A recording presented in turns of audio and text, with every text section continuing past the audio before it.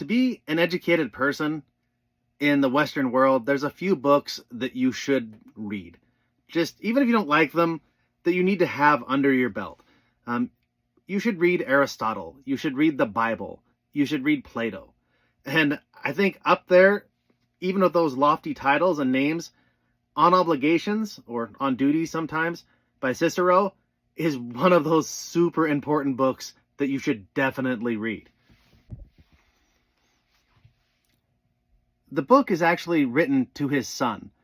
And the theme of it, the main point of it is, when you're looking at life in general and your civilization and your state and your community, what do you actually do?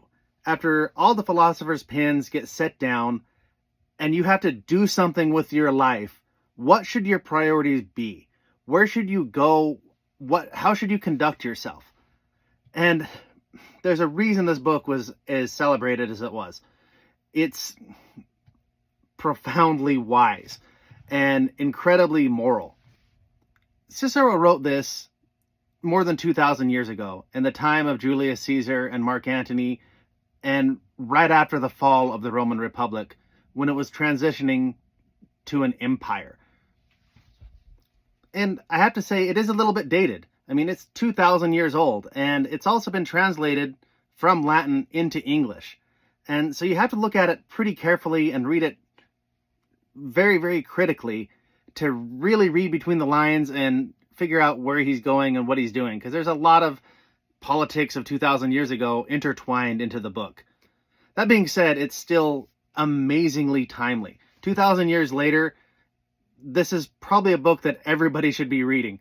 It talks about what you should do if, for example, your republic is falling to a potential dictator, or there's corruption in your system and in your community, and how a person should behave, how a moral person should behave.